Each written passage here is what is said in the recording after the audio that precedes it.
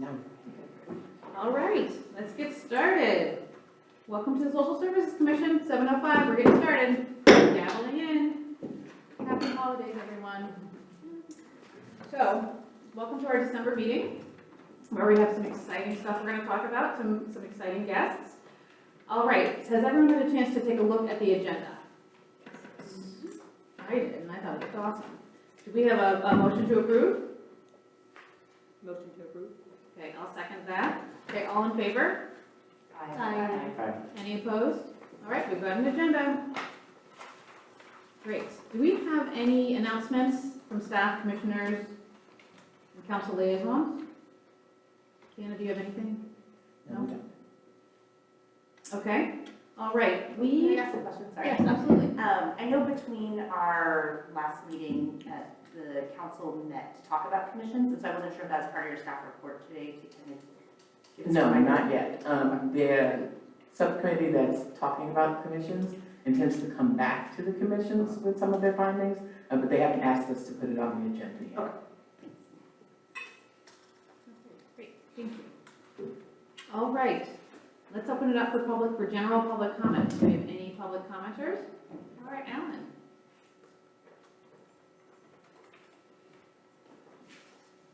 Good evening, Alan Hurst, Davis Lorax.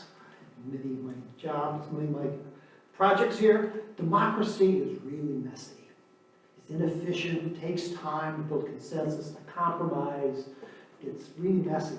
But we're moving into the Trump zeitgeist, where we're gonna have a dictator for a day, he's gonna fix things all at once, cut the laws, cut out public discussion, we're just gonna do things. Efficiency, streamline, that's what we want. He's a businessman, business model. You run a business, the efficiency is what counts, not public engagement. I have a feeling that Davis has been ahead of the curve on this. We have reduced our public involvement, and I have lots of examples of that over time. We have a businessman who's a mayor. Not that he's like Trump, but there's a sense, there's a culture sense. And being a business model, that's not a bad thing. Efficiency is something to be worried, but when it's a business model, the stakeholders, the community is reduced to customers. We're not stakeholders anymore. It's not our community. We're just consumers of the goods produced by the business, by the city government. And I'm suggesting that basically this group has been very interested and involved with the homeless thing. And your meeting was canceled last time because they wanted to have efficiency. They wanted to pass that homeless resolution right at the Wednesday meeting. They didn't want to get any messiness of your involvement. I would suggest there are other examples. This Tuesday, we passed a 100% increase in our sales tax. How are we going to decide where we're going to spend that money? That's going to be decided at 8:30 at night on a Tuesday night with 3 days notice of that input. There's no public process. We're going to ask the budget committee, not any of the committees and programs, whether they should have the priority. That's how it's going to be decided. No public process. I would suggest the reduction of public comment period from 3 minutes to 2 minutes at public council, city council. I would suggest that the elimination of PowerPoint slides at City Council. Staff can show slides, but the public can't show visuals. Reduction of public involvement, mute ceremony. One more time, just removing it. I would suggest the decision to widen IE without any involvement of the Transportation Commission until it was too late, and then this council not willing to take a vision on that. Not even listen to the experts from the city. We have not allowed the experts from the university to make public comment, given them. Groups like DCAN and whatnot are not given private place to larger presentations. They have as much to say, I believe, on these issues as staff. Cool Davis, for example, are treated just like a citizen, not as a group that has long-term civic involvement. The tree ordinance that was passed last Tuesday was passed without any citizen involvement, not any input from the tree committee, the remnants of the tree commission, and basically gives the city manager 100% authority on how to set the fines, how much the fines are set, and where they're spent. 100% authority.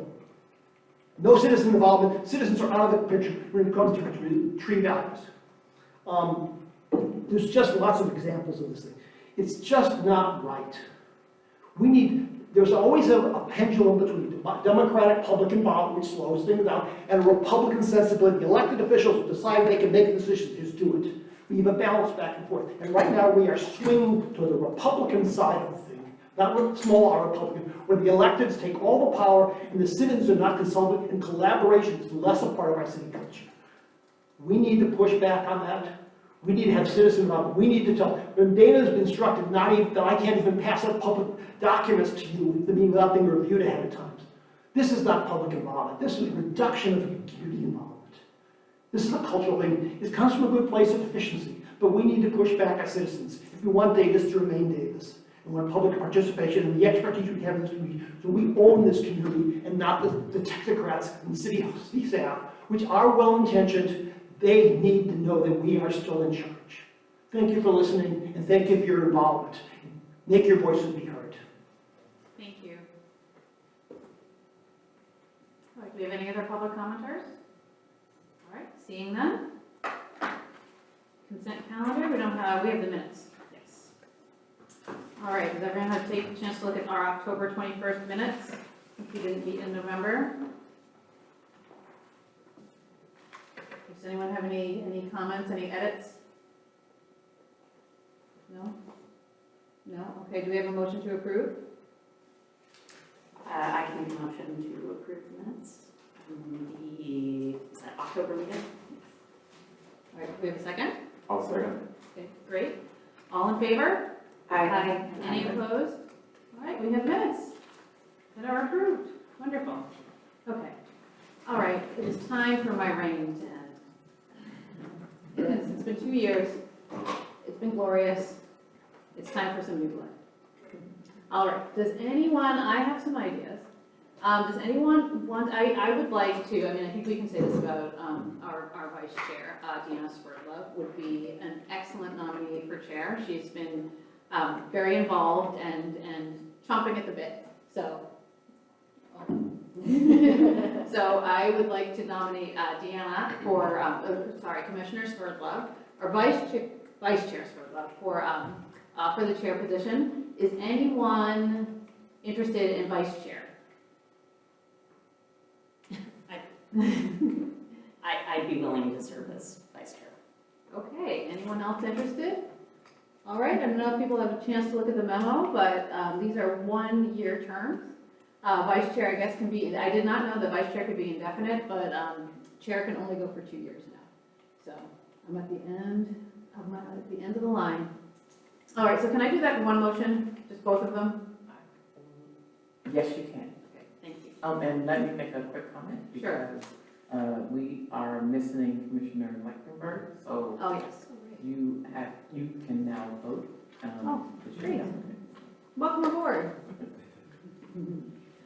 All right, I would like to motion to nominate Vice Chair Sverdlov and Commissioner Brown Blake for the positions of Chair and Vice Chair for 2025, respectively. All right, do we have a second? I'll second. Great. All right, do we need to do a roll call vote for this? All right, roll call vote, let's roll it down the line. All right? Aye. Aye. Aye. Aye. Aye. Aye. All All right, no nays. We have a new chair. Yay! All right, public comment, sorry. All right, any public comments? Seeing no public comments. Yahoo! Thank you. So, I am, okay, do you want to take over next meeting or do you want to take it over now? The January next. Okay, next, okay, all good, next. Okay, moving on, that was great. 3-year home strategic plan. Okay, that's me. I came to this body in October with an update on the 3-year homeless strategic plan. Now that we have a homeless strategic plan with with an outlined vision, we talked about the priority areas that the plan is going to address. And those areas are 1, prevention, 2, housing, and 3 is a strong provider and partner and community network. All of this appears in the homeless strategic plan. That's our roadmap, but now we've got to make the roadmap actionable. So council has requested that the Social Services Commission appoint a subcommittee that will help to lead the next portion of the homeless strategic plan by developing a steering committee to make the plan actionable. So we are coming with a recommendation that the Social Services Commission appoint subcommittee members that will start the process of recruiting participants for the steering committee that will actually be responsible for implementing the plan and setting priorities. So that will be a part of the next phase. So that's what I'm bringing to you tonight. All right. All right, public comment? Any public comments? All right, seeing none, let's discuss. Okay, do we know the bones of the steering committee, what they're looking for? So for the steering committee that developed the homeless strategic plan, we had a wide variety of stakeholders that helped in participating in that. So from the homeless provider community, policymakers, elected officials, those were the bodies that we kind of drew on. They were all working in the arena primarily in the Davis area, but we did get input from the county as well. So we had a rep from the Housing Authority, from Health and Human Services Agency. So it would really be up to the steering committee with advice from the commission on who they would recommend be a part of this team. Since there's so many components to it, you could also set the size of the body if you chose, but it would really be up to this body. So it's part of the subcommittee's work to like reach out to different people and get this group together. And then they would sit on the steering committee as well, and then report back your findings and developments to the commission. So the city would facilitate the process, but the commissioners would be a part of the body that's kind of steering. They wouldn't have to lead, they'd just be a part of that body. How many people are we looking to be in the subcommittee? The Homeless Strategic Plan Subcommittee was 12 people. So it would But be out of our group, how many are we looking? just 2. Just two? And what does the timeline look like? So the plan is a 3-year plan, so we would be looking for them to serve at least for the first year. You could determine if you wanted the subcommittee to be the same for all 3 years, or if you would want just annually to reappoint new people. And it would depend on what the steering committee came back with as their goals, what they wanted to tackle first, how they wanted to prioritize. So that would give you an opportunity to go, well, so this year we'll have these folks, and then maybe next year if we tackle something else, we may have someone with different interests. All right. Do we have anyone who is interested in sitting on this? I'd like to throw my name in. Okay. I'm very interested in being on this subcommittee. I'm interested as well. Yeah. Okay.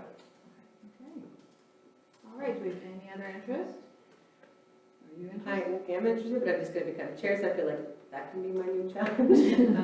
But maybe, I think I love the idea of like maybe in future years, if this is a 3-year process.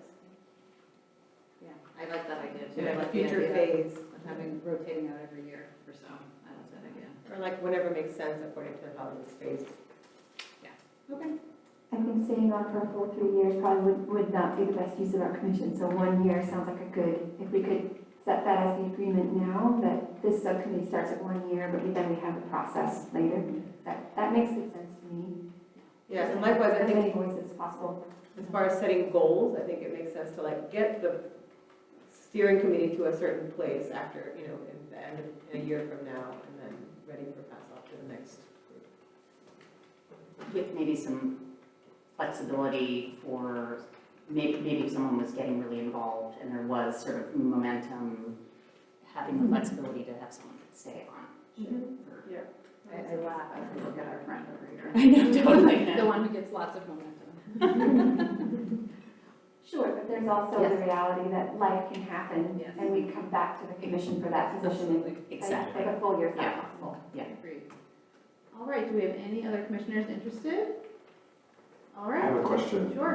Speaking of life happening, does anyone have an idea of like the level of effort, in terms of how frequently there'd be meetings or like what?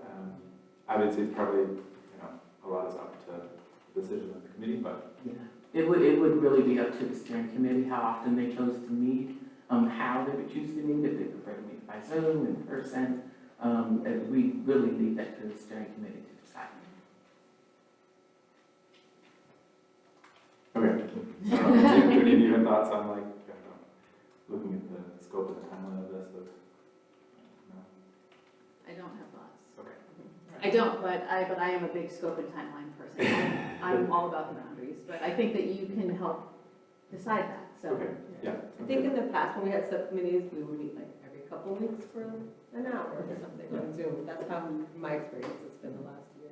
Cool. This one could be That sounds different, great. just to give you an idea. And I'm happy to meet with the newly formed subcommittee to just kind of walk through what the process was to develop the homeless strategic plan, where it's gonna land, and then get thoughts on how you'd like to proceed.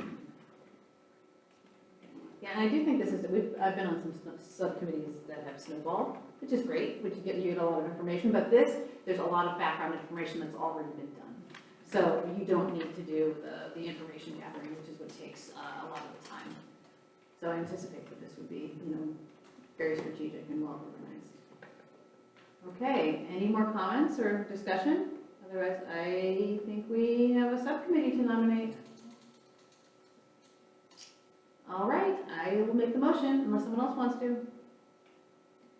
Okay, you want? Okay, yeah, sure, okay. I motion to nominate Commissioner Ennis and Commissioner Ringer to our newly formed 3-year homeless plan, strategic plan subcommittee for a 1-year term to be revisited in 1 year. All right, second? Oh, I can second that. Okay, great. All right, all in favor? Aye. Any opposed? All right, welcome to the subcommittee. We look forward to seeing what comes out of that. That should be very exciting. When is that going to get started? January. I'm hoping for January, so I'll reach out to both of you early January so we can set a preliminary meeting. Great. All right. All right. Interfaith Housing Justice, Davis. We're really looking forward to this presentation.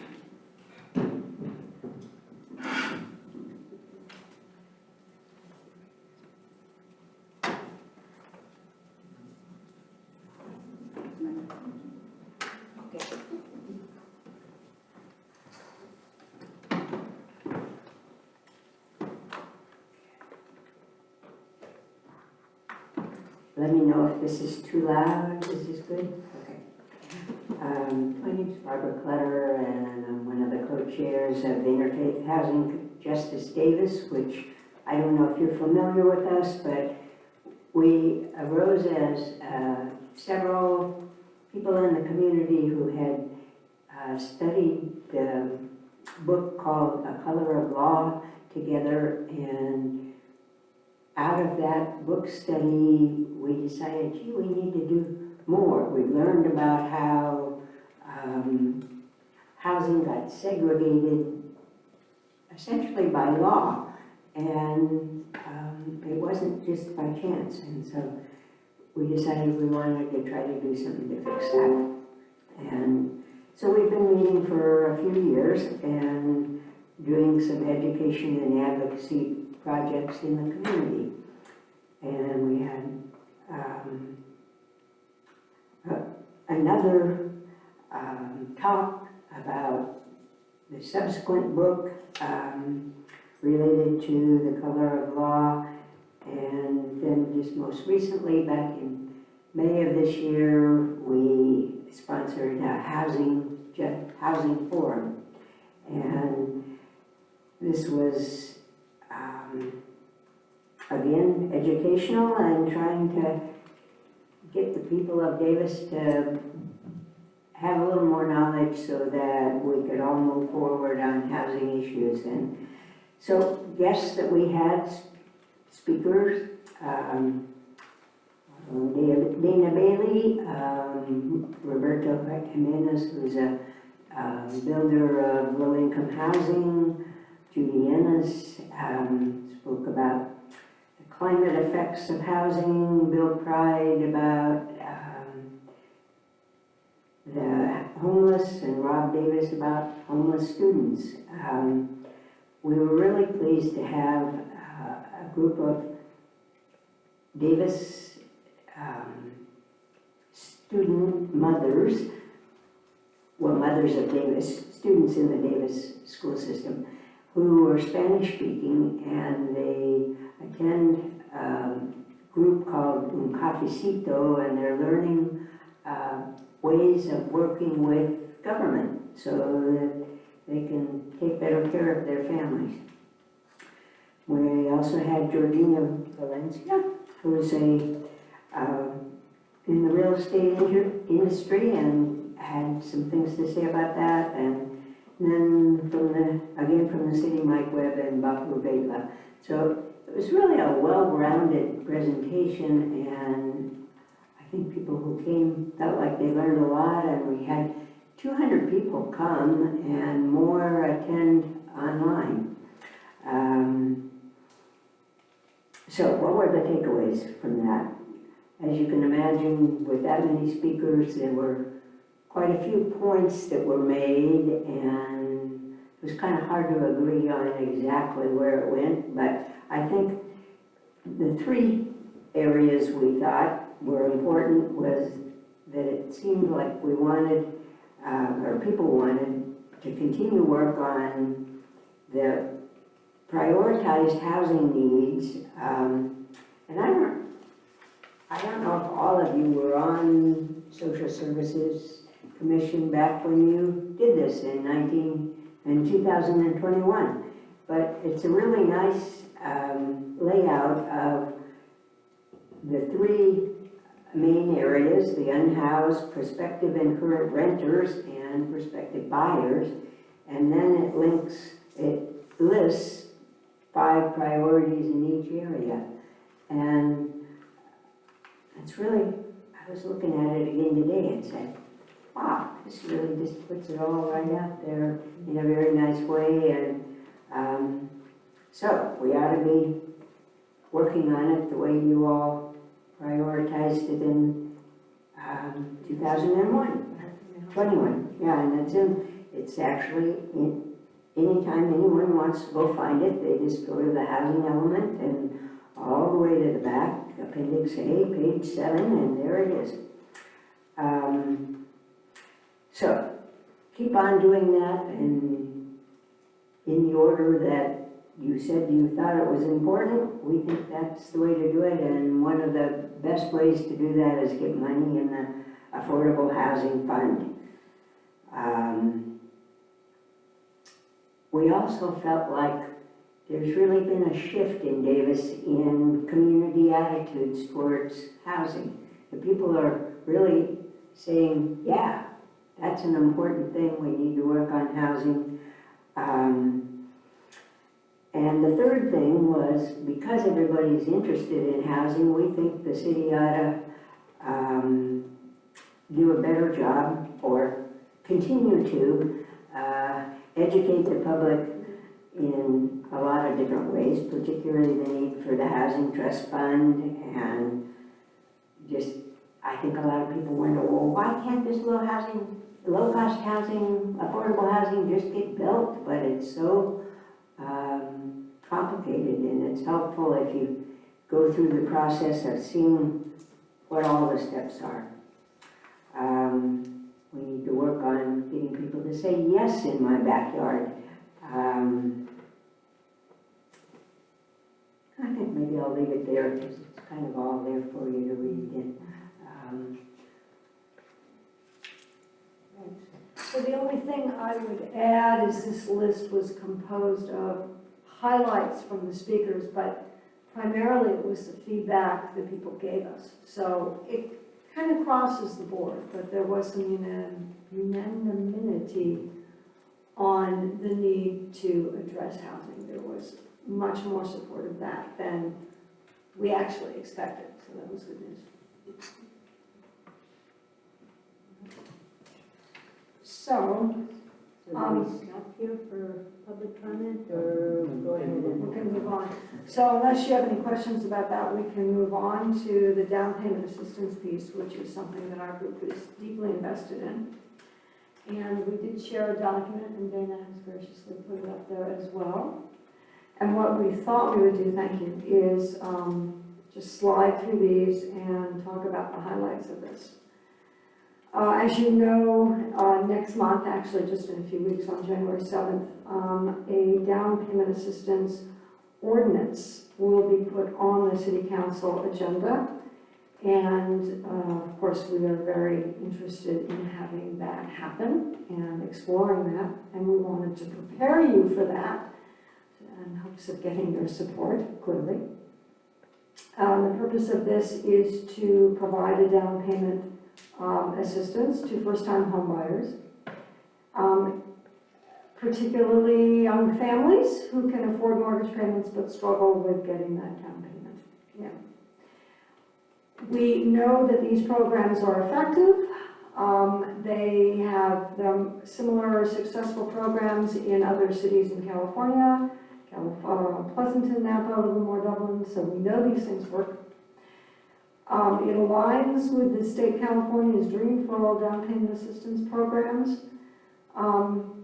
But it is of note that in Davis and even in Yolo County, there are no DPA programs. And even the state of California Dream for All down payment program, that's now closed. It was extremely popular, but it would not have served Davis because the incomes in Davis are too high, were too high, and the properties that were on the market were too expensive to fulfill the qualifications of it. So even that program, which was fairly expansive, would not have worked for Davis. It's also closed. Why should we do this? The benefits bridges the financial gap. It's important to understand that many families can afford a mortgage payment, especially when we've had these lower interest rates. I know that may change in the near future. And that mortgage payment was actually lower or the same price as a rent that they were paying. So having a mortgage is actually a very, is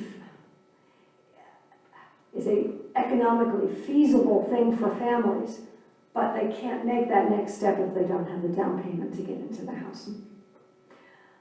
So we would like to get more people into the homes for that kind of financial stability that happens when you have a fixed mortgage. Keep in mind that rents raise, rents keep going up. If you can lock in a certain amount per month, that's going to stabilize the housing situation for families, especially those on the lower income level. And then something that our group is particularly interested in, it provides opportunities for wealth building because of property appreciation. And one of the major concerns of our group was that an entire population of minority people and people of color, low-income folks, were blocked out of purchasing homes because of governmental laws, and we would like to make some steps forward to start reversing that process and get that population into homes as well. They've been proven successful in other towns. It enhances workforce, housing, and community diversity and addresses these economic inequities, right? Community benefits. Now, these are myriad. Strengthens schools. We all know that the school census in Davis is diminishing, and we actually have to bring students in from outlying areas to keep our schools going. I don't see that as a sustainable model. It enhances workforce, housing, and community diversity. Again, I think it's pretty obvious that our community is awfully white, and historically we are a community with covenants which locked out persons of color. That is part of the Davis history. Now, of course, those covenants are no longer in effect, but basically we're still locking people out because our homes are so darn expensive that only the very wealthy, which happen to be the white people, can afford them. And so we would like to change that model by providing more opportunities for lower income folks, which are a higher percentage of people of color and minorities, to get in. And then there's the issue of reducing greenhouse gas emissions. If the workforce can actually live in Davis, they're not going to drive as much. If we can stop those long commutes or longer commutes from Winters and Woodland and Sacramento, we are helping with reducing greenhouse emissions. And then I think we've addressed addressing stable housing opportunities. And finally, it is a sustainable program because these are not giveaways, these are loans. The money comes back to the city. Our target group is low to moderate income households, but as you design this program, you can target it to be even more narrow. You can have it target workforce households, seniors, or the disabled. So there's a lot of flexibility in how you can develop this program. Our government. What is your role and how does this interlock with what your own goals are? Well, objective 3 of the 24-25 housing goals is addressing the spectrum of housing, so it's right there, and then the housing element addendum number A addresses the DPA program. So this program is already kind of in the stratosphere, the ecosystem of our laws, but it is just floating around there, and we want to make it a reality. We would like to make this thing happen. Funding. There are lots of funding sources that are possible, donations, foundations, grants, but to be honest, the thing that we really need is funding of the Housing Trust Fund. And that is one of the things that our group is strongly advocating for, that some of the new income that we anticipate with Measure Q, that the council will consider an annual and significant sum of money that it would invest in the Housing Trust Fund to make programs like DPA and other housing programs that are in that Appendix A actually happen. Program administration. You already have staff that are managing the affordable housing program. This would be another one of those programs. We anticipate that you would assemble a loan committee that would include real estate professionals, business experts, lenders, realtors, and then, of course, members from your committee to oversee the program. This group would oversee applications, make loan recommendations. Our thinking is that the program would offer 15% of the sales price with a maximum loan of $20,000 per person. Of course, you can choose to do something else. And once again, the money goes back to the Housing Trust Fund.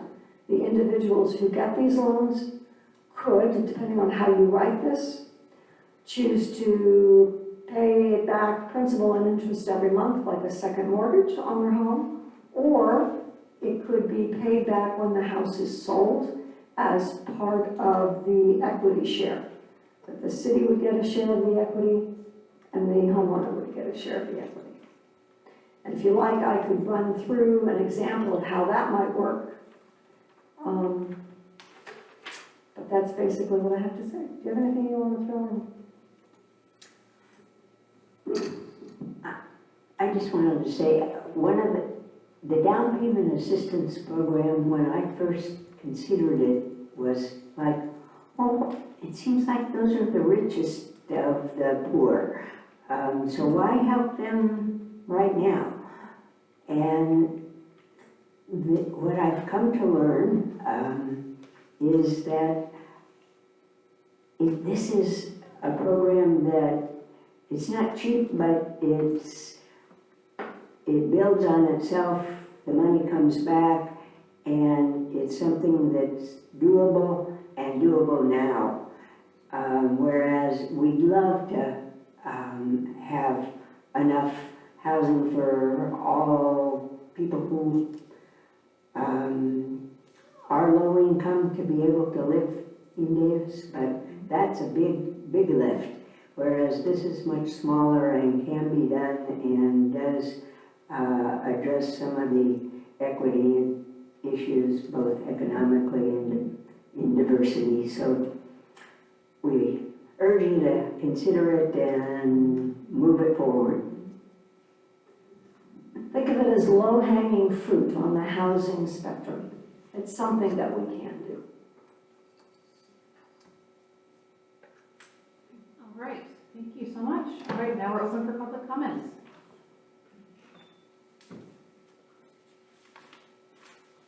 Welcome, Commissioner. Good evening, Commissioners. I'm Georgina Valencia. I served on the Social Services Commission at one time and currently a Planning Commissioner. But I'm here really representing myself and my own opinion and actually to lend support to the Interfaith Housing Justice Davis group. I've been in the real estate industry for about 30 plus years. I've had the pleasure to manage and sell market rate homes, but in that I've also been responsible to manage and sell affordable housing too. So I have some pretty deep, as they say, boots on the street kind of experience with affordable housing. In my 30 years in the industry, the thing that's become really clear is that down payment assistance has become more and more prevalent and more important in helping people actually get an opportunity, first-time home buyers, young families, etc., to get an opportunity to actually buy a home. And in our little town, you know, it is, when you look at the median price of a home in Davis as compared to the region, it is anywhere from $150,000 to $250,000 more than West Sacramento, Elk Grove, Woodland, I mean, you name the city. It is really a heavy lift to get people into housing in this town. So I want to share a few quotes with you to kind of make the point, because they sound a little bit like an echo of what these ladies have already said. One of the people or the organizations that I want to quote is Habitat for Humanity. It's the national organization, not the local one, but they all kind of work on the same premise. What they say is many families across the U.S. struggle to save enough for a down payment on a home. The tight housing market exacerbates the struggle, driving up prices on single-family homes and putting them even more out of reach for low to moderate income families. For many households, particularly lower income households and people of color who have been historically excluded from the housing market, down payment assistance programs help to make home buying more affordable and can actually reduce to that racial wealth divide. Another organization that I'll quote is the Federal Reserve. So you may remember in the national election this year, there was a lot of conversation about the federal government actually providing down payment assistance. And the Federal Reserve did an analysis on down payment assistance, and their quote, and I thought it was really appropriate, they said the truest value of buying a home is to not rent.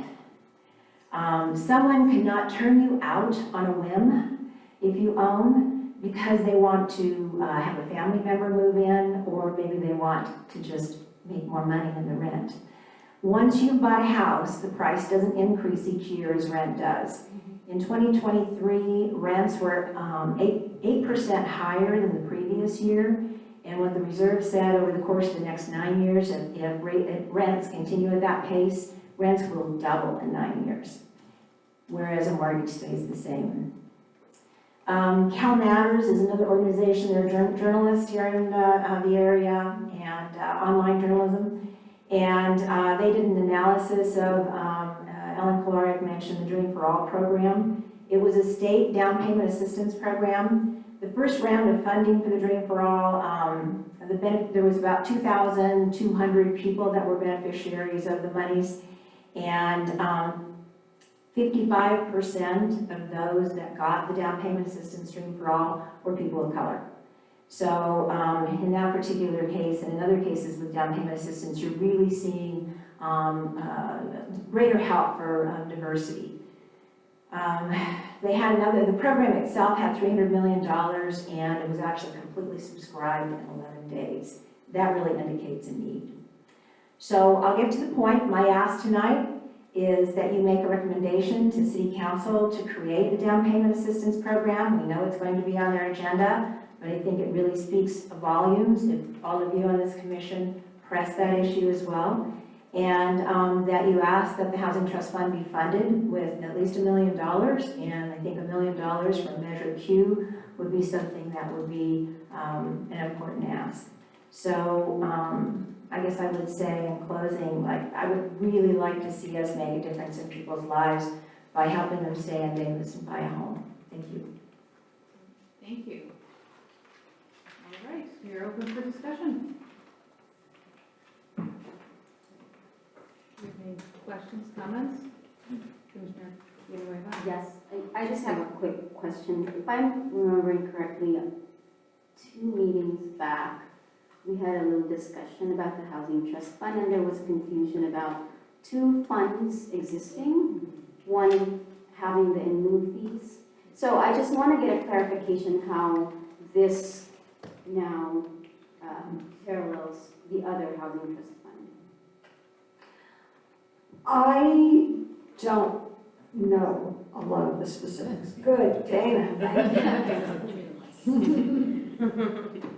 So there is the city-based housing trust fund, and I'm speaking after lots of consulting with our affordable housing manager, who is actually the housing expert. The city's housing trust fund is developed from the dissolution of the redevelopment agency, and that is prescribed, the way that that fund is used is prescribed by the state. So there are restrictions on how the city can use that housing trust fund. There is also housing, and we're looking at changing the name, but there's also a fund through the Yolo Community Foundation, and there's a fund that's also called a housing trust fund, which is not part of the redevelopment agency funding. It's a separate private donor managed fund through the community foundation. So she always wants to make clear that there is a difference between the city's redevelopment agency housing trust fund and this foundation donor managed fund that we're assuming that the advocacy organizations are asking to contribute to. Can I make a comment? Have we been involved in that? So I have been involved in the Housing Trust Fund and the information on the Affordable Housing Trust Fund, Housing Trust Fund initially for at least 8 years. And part of the challenge was, in the case of the housing forums that we had, we took donations from people for affordable housing, for the Housing Trust Fund. But the Housing Trust Fund that the city has in existence initially or currently, as Dana described, didn't have, I'll say, a written policy to take monies other than in lieu fees or monies other than CDBG funds or home funds. So we were making donations, so there needed to be a separate account established to actually take the donations. As it turns out, there will probably, well, I'll just leave it there. I'm not going to go beyond that, but that's the reason of the 2 funds. So is there any discussion about changing the name of the, I mean, like true discussion? Yeah, It's very I haven't confusing. been involved in that. I think that the new fund that's taking the donations, it was labeled the Affordable Housing Trust Fund because that was the idea that the trust fund would be used for all things housing. Thank you. Did that answer your question? Was that clear? Yes, yes. But a follow-up question, is there a possibility of merging just the 2? No. Okay.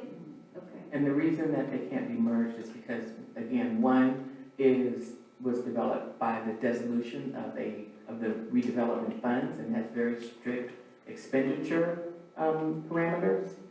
And the community advised donor fund is separate. It's managed by an outside entity, and you can't merge the 2.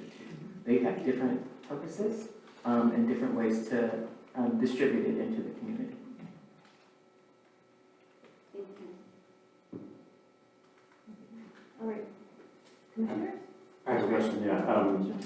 So then is this, the down payment assistance program is proposed to be out of the city-based housing? No. No. No, we want it to be out of the Affordable Housing Trust Fund, Okay. which gives us more flexibility, and for which we can design not only a DPA program, but if there are more funds available over the course of the years, other programs to assist affordable housing goals. And then the follow-up would be that, so the ordinance would direct the city to use this fund and establish the committee to, the steering committee kind of to oversee and use this, like, see this, yeah. I think that's part of the conversation that council's going to have, and I want to let you guys know too, because I'm just bringing this myself. They were scheduled to meet on the 7th to have this discussion. I think they've moved it to the 21st.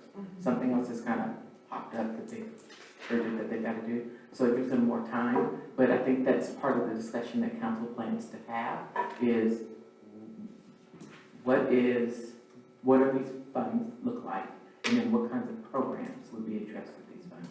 So there's no ordinance to develop as of yet. It's just discussion. If I may, I believe though that tomorrow night we will be discussing what the budget priorities Yes. are. So even if we don't have the moment yet to specify down payment assistance, we can specify the bucket that they refer to as affordable housing, because even in the staff report for tomorrow night, it lists down payment assistance as one of the things they're going to be considering. So I think they're not talking about that option tomorrow, but they are talking about which buckets are the priority. That's my understanding. If someone else read the staff report and read it differently. I'm a real newbie when it comes to ordinances, but it is my hope that this ordinance will be structured such that there is flexibility in how the funds can be used, so it won't just be for a DPA, a down payment assistance program, but will allow for the development of other programs in the future, because we would like to get going on dealing with a full spectrum of housing needs, and while we see the DPA as that low-hanging fruit, if we can create an ordinance that allows for more in the future, it seems like it will be easier then to get other programs in place as funding allows. And I also think that as that fund becomes established, that it'll be very important to have parameters for how do you decide which housing priority you give the money to, and who decides that and all, because that's the kind of transparency I think that the public's looking for. They don't want to just see this all kind of go into something nebulous. I have a question. So was the recommendation to fund the housing trust fund with $1 million? Is that what you said? With $1 million, we could do a lot. In addition to, it already has some funding, I mean, it already has some amount in it. So in addition, do you have an idea of where that would come from, or to like slowly build to that? I'm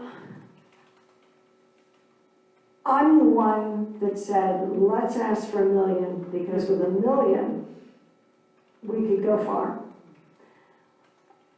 But we also understand that there are other needs in the city which are legitimate and real. My real goal is a significant sum every year that council makes a commitment and we start building that fund up. And if you did that, Social Services Commission, the Greater Council, whole governmental thing, I would consider that a great win, because it's going to take a lot of money if we start addressing the other major need in our community, which is building low-income housing. We know that that requires not $1 million, but multi-millions of dollars. And the money in the Housing Trust Fund would then just be that bridge funding between what a nonprofit could come up with, and then the city has to throw in something as well. So I would like to get going on having that money there, and having the council have a commitment to start funding on a regular basis would allow us to get to that goal eventually. But I would like the DPA to start as soon as it could, because that is a fairly easy program to get going and is sustainable.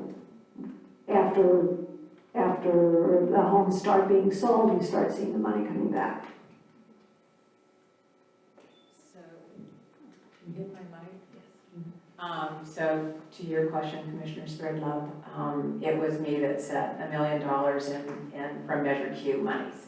You know, obviously when the Measure Q monies were being talked about, there was no specifics that could be labeled for the money. But I will say myself, I know the conversation with Interfaith was that we would like to press that emphasis. So you heard me say it. So where do the funds come from? It would be the Measure Q. I actually have a question for you, Chair and Vice Chair and other Chair, all of our Yeah, all chairs. chairs. Our Chair Committee. So this is a discussion item, not an action item. So I'm wondering about how we can position our response, because since they're going to be talking about budget priorities tomorrow, it seems wise for social services to advocate as commissioners for the section of the budget that ties to our purview, right? But technically, this is a discussion item, so what's the best way for us to do so? Can we turn it? I think we turn it to. I can make a suggestion. Yes, that'd be great. So the commission can always make a comment that can go to the budget discussion, because the budget discussion isn't narrowly focused on this particular topic. So the commission can always let the council know that you received this presentation. You endorse what the Interfaith Housing Justice advocacy organization is suggesting, and would like it to be considered as a part of their budget discussion. You're always welcome to do that. And then the specific topic is going to come back on the 21st. And by then, you'll have heard more about what the city is talking about for its overall budget. And then you can always kind of, based on what you've learned, tailor what you want to come back on the 21st. So, My understanding is this is going to be multiple conversations going forward. This is the opening to when they start establishing priorities for the next budget cycle. So it won't be our last opportunity to advocate, but it is an important one for us to speak now as they're starting the conversation about priorities. So that makes sense, Dana. What does the group think? How can we just formally make a motion to make this comment, to communicate that to the city council? well, you're not taking an action, because it is an action item. Okay. So it's So we a don't need- presentation. Okay. So the commission can decide if you'd like to develop something that can be submitted for public comment tomorrow night, which you could do. And just say, we've reviewed, we've had this presentation, we've heard what the community has said, and we would endorse the recommendation that they have to set aside some of the few dollars for a DPA program. So, We would draft a comment. And prioritize the affordable housing right. priority, Yeah, like priority, at the top choose the word. level, and then. A broader, Yes. broader advocacy for Yes. affordable housing index. So I actually have two questions/comments. So this would be funded through, initially through Measure Q, that would be the recommendation. How have those funds kind of been allocated? Is there any, I mean, I thought it was mostly for police and fire. Well, they have They're having that discussion tomorrow, I've been behind the scenes. when they're looking at the overall budget, where things would go. Yes. Sorry. And, okay, that's great. And also, I just wanted to make a comment. I hear this all the time when people talk about people of color not living in Davis. This is great, and I think that we absolutely should recommend it, but there are a myriad of issues that come before affordability as the reason why people of color don't live in Davis. So it is beyond the scope of this commission, but it has to be part of the discussion. So, because I know a number of upper income folks that have moved here and left. I mean, and people, my other life is in politics and in soccer, and when I bump into people, people start laughing when I tell them I live in Davis. So there's a myriad of other issues beyond affordability, but affordability certainly is a big piece of it. So just wanted to make that statement. All right, do we draft?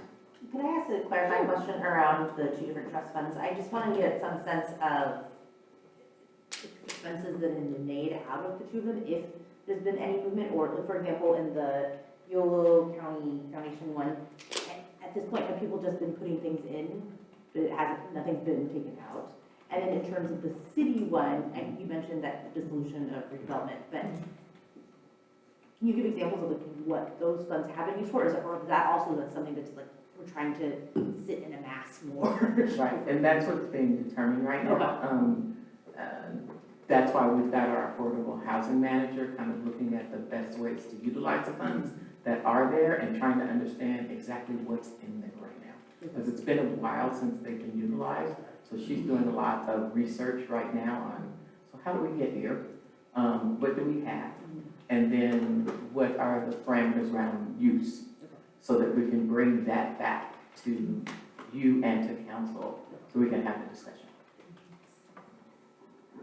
Dana, do you happen to know how much is in each of the funds at this point? I do not. I know that we are reaching out to the donor advised fund to get a better understanding of what's in there. And I know that my affordable housing manager is spending a lot of time trying to determine when the redevelopment agency funds were transferred, how much has been, there's a term that she uses for it and I can't remember. How much has been used for debt service, that's what it's called, to debt service, what's remaining, and then of what's remaining, if it's been distributed to anything or what it's restricted to. So she's doing that research now. But my understanding, and I'd like you to clarify, the independent one that's not city controlled, the Affordable Housing Trust Fund, my understanding, the only funds in there are those that Interfaith Housing has deposited in there as donations from the different programs that we've had. So, not a lot. It's a start. It's like $3,000, $2,500. And we're going to give another gift tomorrow of another $2,800, but that gets you to about $5,000. That's a placeholder. Can I ask a kind of a maybe somewhat random question, but are those funds, are they invested in something? Are they in a savings account? Are they earning interest? Yeah, the donor advised fund is different, yeah. So the Yolo Community Foundation is managing the donor advised fund. So they have, they're the ones that are making the investments and determining how the funds will grow. So like I said, it's outside of the city, so we're just trying to get an understanding of what's happened with that fund, since your donations to that fund. For the redevelopment funds, that's a good question. I'll have to ask my affordable housing manager where those funds currently sit. Are they accumulating interest and how that happens, and what the rules are around it, so I can ask her.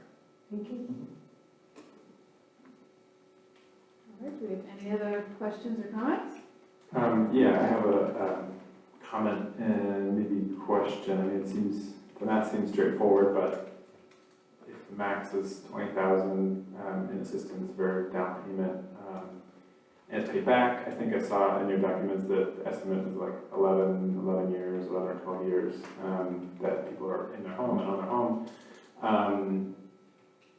So with $1 million, we'd be able to support about 50 families, 50 households, and then in theory that would be a recurring thing every 11 years. Obviously it's not exact, but yeah, so does that all sound right based on your? Well, the way I look at it is, if you put in $1 million and you had 50 families who could qualify, that money would then be gone for that period of time. You would need another million next year and another million after that if you wanted to keep it going to serve more families. But in truth, there aren't that many houses in Davis that people could buy. So you could probably start the program with less funds because we recognize that there aren't that many homes, and start building it up and putting the money in over the course of years. And it kind of depends on what the cost of houses are and how many homes are available, but I think Georgina shared with me, right, there are currently 48 homes on the market. 4 homes of that 48 are under $600,000. 7 homes are under $700,000. Not a lot of homes that would qualify. So when you look at those numbers, maybe we wouldn't need $1 million from the get-go for DPA, but you could then have that money available for some other things. The money would disappear until those houses were then sold, and you would make some decision when you're designing ordinance, the program, how long do people have to live there? Is it 2 years? Do they have to live there for 3 years? You certainly don't want to set up where people use this as a way to flip homes. That is not our goal. We're looking for stable homeowners, not people trying to make a buck. But one might anticipate that homes would start turning over even in 4 or 5 years, but it's going to be a trickle effect, you know, and some people are going to stay there for 20 years. You know, you just don't know. Thank you, yeah. I mean, I do support this program, and I will endorse the statement to the council, but I wanted to say,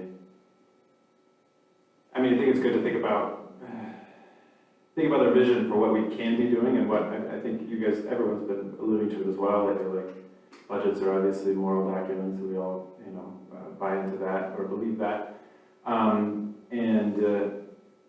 In the future, I would like to get to a point where we're able to see more clearly across the housing spectrum the number of households in need across that spectrum at different points, and options for programs at those different points, and costs for those programs, cost per household for those programs, and outcomes associated with that. So what kind of outcomes can we see for what kind of costs at each level?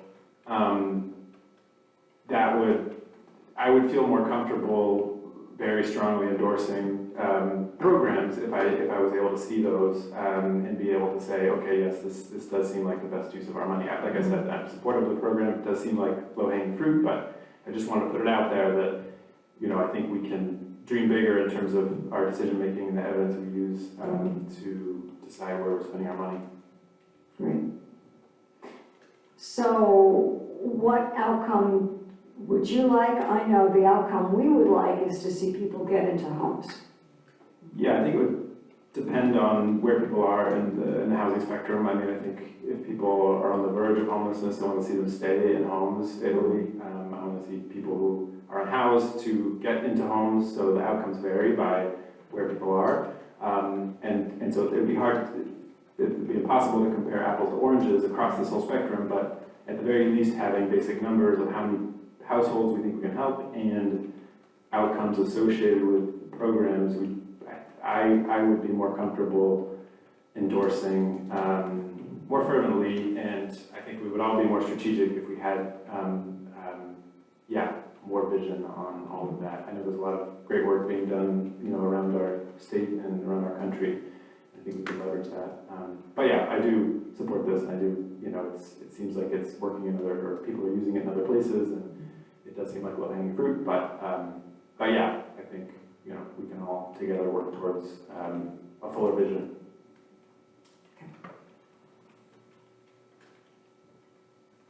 I'm going to throw something out at you. So Iris and I attended a community development and housing conference last week, and this was a hot topic. And the way that it was a number of jurisdictions and their housing programs, it was the state, it was HUD, it was financial institutions, and it was developers. And the thing that each of the topics that were in the forums had in common were addressing affordable housing, which is usually folks with incomes between 30 and 80% of the area median, and what they're now calling attainable housing. That's 80% to 120% of the area median. It's usually called workforce housing. So the developer's new term is attainable housing.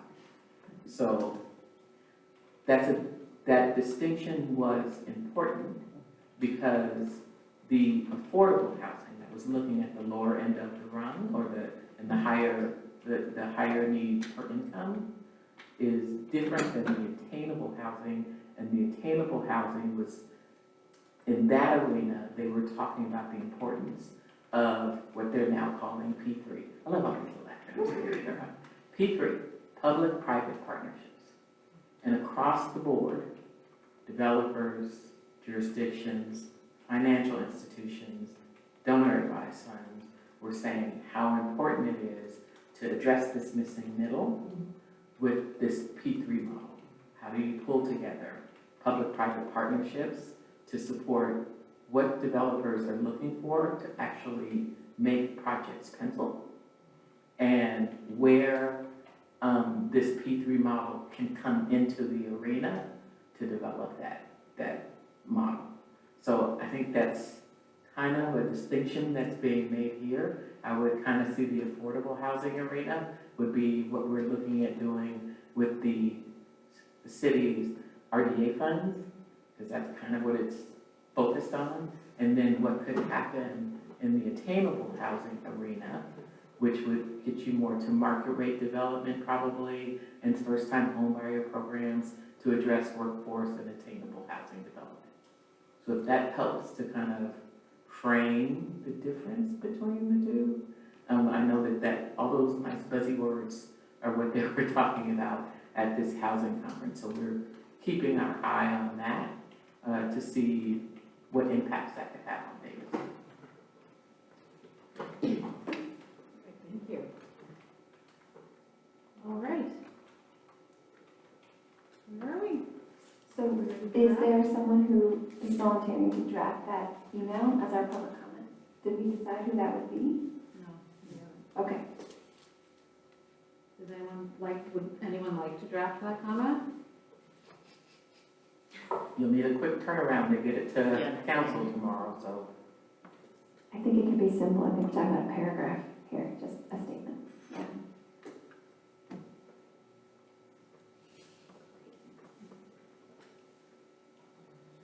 Okay, all right, okay. All right, I'll do it. Yes. Okay, okay, so to be clear, my homework tonight, I'm gonna write a paragraph on behalf of social services. Do I send it to the commission first? So they know what you're just- saying, Yes. I would recommend. So I'll send it to all of us. Actually, my recommendation would be to send it to me, I see. so that I can distribute it to Of everyone. course. That's right, fair enough. Thank you. All right. Thank you, I'm glad we're checking this protocol. I'm gonna draft it. I'm gonna send it to Dana. Dana's gonna send it to everybody. Mhm. And then, I'll get everyone's comments and then let you know whether or not they say yes, yes. please forward, or I think we have to send it in by 3 o'clock. I think it's 3, I can't remember if it's 3 or 4, so I'll double check. Okay, But I'll let you know. okay, so I'll have it in your inboxes in the morning. And Dana's inbox, Yes, please. via Dana's inbox first. All right, thanks, everyone. Great. Thank you so much. Thank you for letting us talk, we're quite grateful. Thank you. Sorry. Thank you.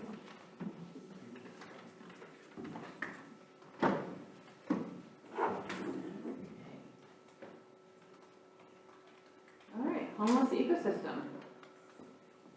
And that's me. So, this is really a review of council's recent November 20th meeting. It was a joint presentation that council requested come directly to them about the police department's request for revisions to our current camping ordinance, and an update on what the ecosystem, calling it ecosystem of care, related to homeless services that are happening in the city right now. So I'm going to just provide you an update, and give you an opportunity to comment. Let me see if I got this right. I did. So I will start with the Social Services and Housing Department. That is the department that I direct. Our mission is really to make sure that we're bringing equitable programs to the most vulnerable people here in the city of Davis. We manage a number of programs and policies related to affordable housing and to serving low-income residents here. The QR code is so it'll take you to our webpage on the city's website to kind of tell you all the things that we're working on. But we offer a number of programs that you may be familiar with, our winter shelter, the daytime respite center. We manage our federal funds, so we manage our consolidated plan process, our homeless strategic plan process, and most of our programs are grant funded and are operated under contract. The city doesn't do any direct services, so that's important to know. We don't have staff that's out out providing direct services to clients in the community. The ordinance that the police department is bringing forward is an update to, as I said, the current camping ordinance that we have on the books. The reason for the request for a revision is the Supreme Court recently issued a ruling related to what's called Grants Pass. Grants Pass is a location up in Oregon that was contesting the current, what's currently on the books that required jurisdictions that were interacting with the homeless or addressing encampments. If you are not offering a place for someone to shelter, then you can't ask people to move or not camp in a public location in place. The Supreme Court made the determination that as long as the jurisdiction was offering notice and offering a place to store the belongings, then they could ask people to not camp in open spaces in public places. With that ruling, the governor also issued an executive order asking the agencies under its purview, primarily Caltrans and other state agencies, to also adopt changes that will allow them to ask people to leave spaces as long as they were giving them notice and as long as they were offering to provide a place to store belongings, but they didn't have to have a place for people to shelter. This ordinance would also be consistent with what we're seeing in the neighboring jurisdictions who were moving very quickly to update their own camping ordinances. So Sacramento County and West Sacramento and Yolo County were making changes, and we wanted to address that too. So when the decision to update the camping ordinance was made, the new police chief, Chief Todd, reached out to the department to have a conversation about what that could look like. One of the things that was made clear to us is that the Davis Police Department recognized that they did not want to take an approach that some of the other cities they're seeing were taking. They weren't amenable to what people are calling sweeps, where they would, a jurisdiction would make a decision to go to a large encampment, let folks know that, within the 72-hour period, we're going to be back, we're going to clear this space, and remove belongings, not offer a place to store, not offer access to services, just that, based on health and safety code, they were going to clear an area. The chief did not want to take that kind of approach. He wanted to be more thoughtful about it. So we asked the department to reach out to our partnering stakeholders, excuse me, to look at a better approach. What could the update to the camping ordinance look like in Davis? So, excuse me. One of the first things that, I'm gonna need some water. We can take a minute. No, why don't we recess for a minute? Okay, we're gonna recess for a minute. Thank you. I'm gonna use that. Yeah, anyone uses the bathroom the rest of the time? Prevention. Like, you want a cookie?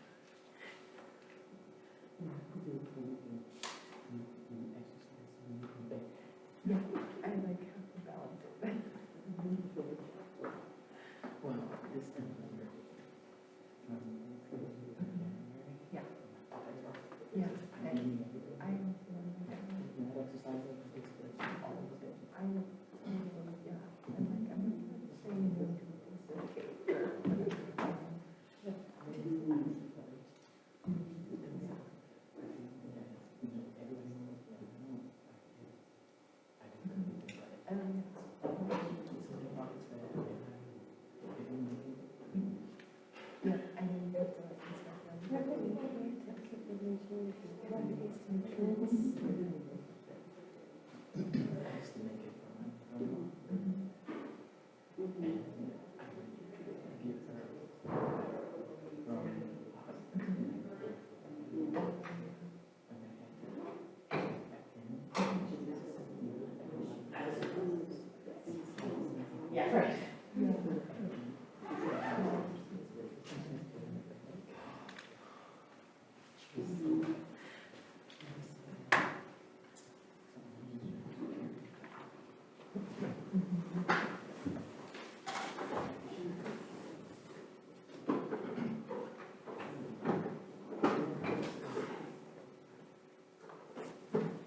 Thank you so much for your Yeah. patience.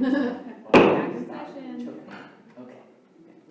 So, I left off with, the police chief requested that the department pull together a meeting that involved our stakeholders, representatives from the local hospital community, our homeless outreach participants, to kind of talk about what the impact of the potential changes to the ordinance would be, and some of the things that they were considering in making these changes, and the approach that law enforcement plan to take to looking at encampments, particularly encampments, because the ordinance really specifically is talking about encampments. And so, you know, the approach that they plan to take to address what they were encountering. And the first thing that they discussed was having a decision tree about how we would make a decision about what the approach would be to specific encampments. So we were looking at what the impacts are, and those are community impacts, and primarily how close is this encampment to a school or to a park or other places where children live. Health impacts. Are we seeing that there are things that are health risks, like vermin, like needles, and other things? What are the safety impacts? Are we seeing that there's violence or lethal activity? And then what external impacts are there? Are these encampments that are in places that are about to be developed? Is there going to be heavy equipment nearby? Is it on a railroad? Is it near a highway? That would help us to decide if that encampment had a low impact, a moderate impact, or a high impact when we were deciding what the approach was going to be. So after having that discussion, the group that met came to the agreement that Davis doesn't want to take a punitive approach to addressing people in encampments or to addressing homelessness in general. The first step in all of these processes is to conduct outreach and engagement. So right now, there are about 5 outreach teams that are partnering in Davis to do outreach to encampments and to individuals that are unhoused. That's a city staff outreach team. That is a county staff mobile medicine outreach team, and 3 nonprofit outreach teams that are all partnering to identify where encampments are and to go out and offer outreach and engagement, to really find out what's happening in the location, try to make sure that people are connected to services, make sure that people are connected to benefits, to find out if services have been previously offered and what we can do to encourage people to either come inside or get connected to basic needs or to some form of housing. So the first approach is always outreach and engagement. When that is happening, these outreach teams are usually going out in teams together, and then they're collecting information that's compiled and put into a database that we use, so we know where the encampments are, where people are, who they've been connected to in the past, and what their history is, so that we can make sure we're providing the appropriate level of care. The next step is compliance. If we've done outreach and engagement, and the outreach and engagement teams in asking people to connect to services, advising them that, being in a particular location like near a school or near a park really isn't some place that's isn't the best place for them to be. Is there another location we can kind of recommend to you? Or is there another place where you can be more low profile and less inclined to be create opportunity for the community to call in and complain?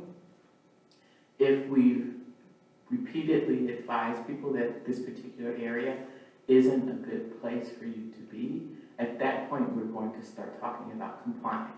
The compliance end is we've done outreach and now we're going to notify code enforcement to let them know that we're going to give you a 72-hour notice and let you know you can no longer be in this area, that your materials may be removed and placed into storage, or we may be having a clinician come out to see if there's some level of behavior that's based on your mental health or your health care, and we're going to have someone else come out and make an assessment and determine if something else needs to happen with you. So usually it's the outreach and engagement is first, and then there's this warning of compliance. We just need you to comply, and we're hoping that we can help you to comply with not being in particular areas. If there is, if after outreach and engagement and compliance, if those items are not working and someone is not complying with the law, is repeatedly not complying with the law, looks as though their behavior is escalating, to something that needs an additional level of care, that's when enforcement becomes involved. That's the last step. And as the chief says, if we're at enforcement, something went wrong along the way. Enforcement is the last step before we're asking that we have to, at this point, enforce the law. And that may be a behavior issue, a nuisance issue, a health risk issue, predatory behavior, or something else that's going to call for enforcement.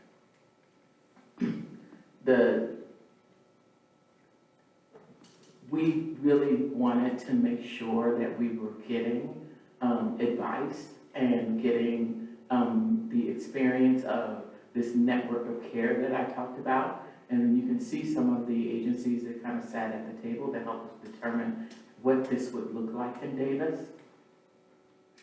Each of them were very clear about one thing.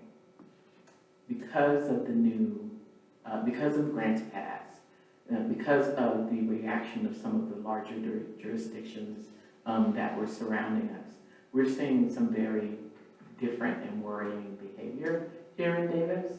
That behavior is, what we're finding is that it has impacts for the homeless population that we typically are working with. We're seeing a lot of new faces that are coming from some of these surrounding communities because of the way that they decided to enforce their ordinances.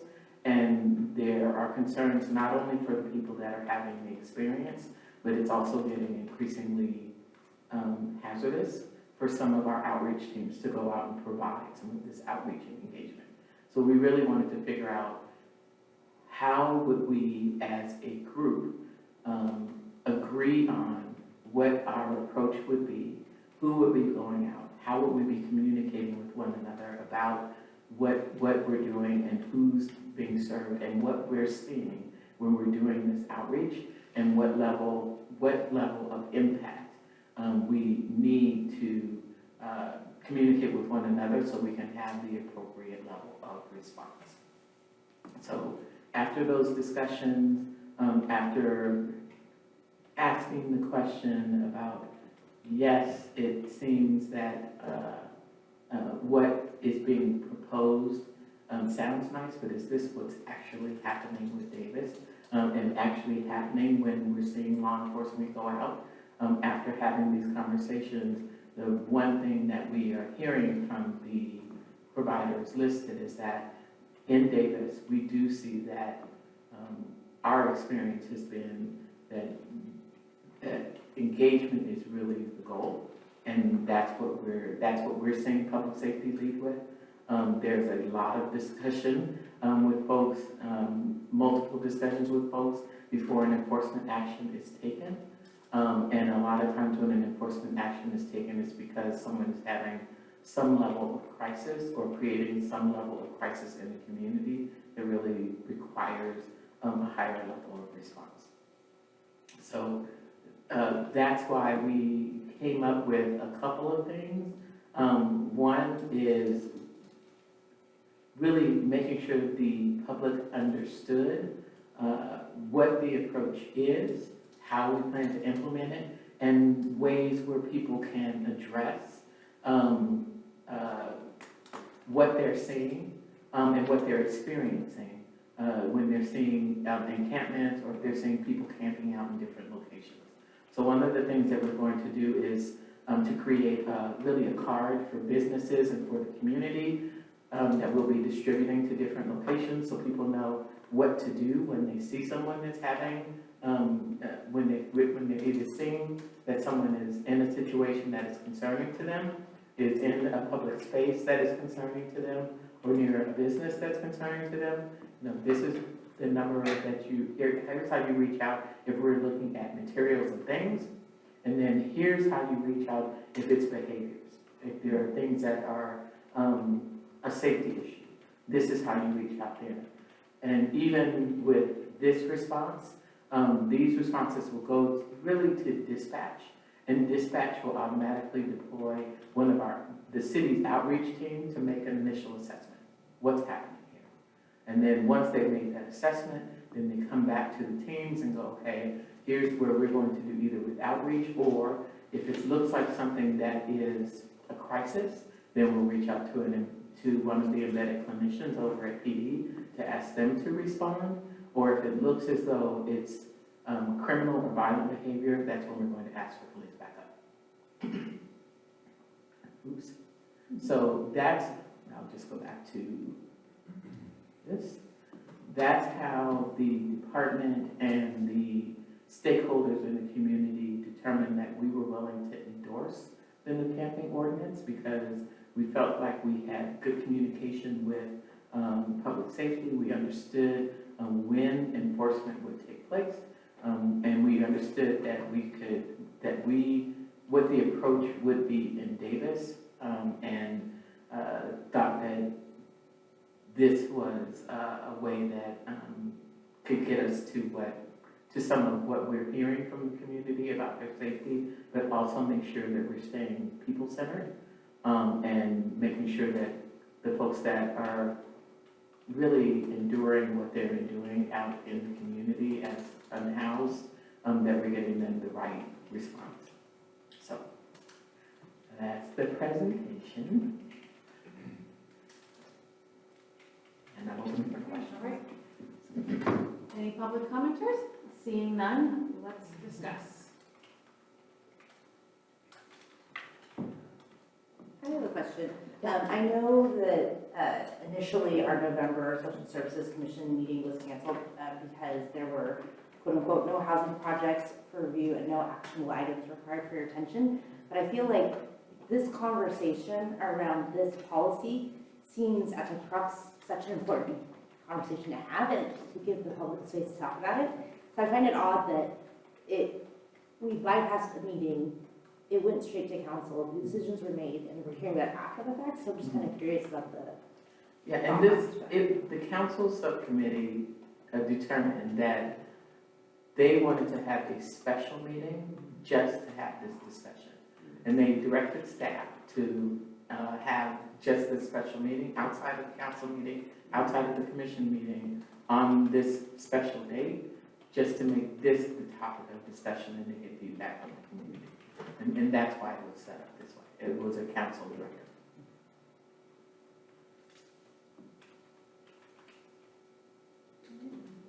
I share Commissioner Wong Chen's feelings about this would have been important to come to the commission before it was finalized, even with the speed of the adoption of it being introduced and the ordinance being published the day before, and then it being over Thanksgiving break, and then it being the next Tuesday. That happens to coincide with when our advocacy and service provider organizations are focused on shelter and food drives. And even then, right, there was north of 70 people at the second meeting expressing their lack of support for this.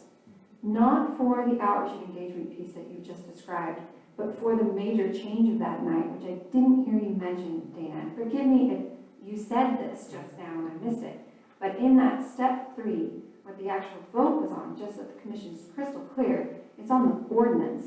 And what changed in the ordinance is the addition of a misdemeanor and or jail time. That's the change. This ecosystem that you're describing, we already have. These partnerships, we already have. The change in what is being presented here is the fact that now, if you are in an encampment, you can be arrested on public or private property in a car or in a tent or just in a sleeping bag.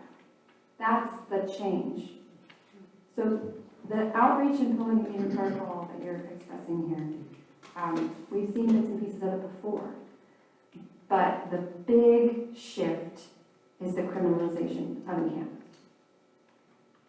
So the change was for the response to be either an infraction or a misdemeanor.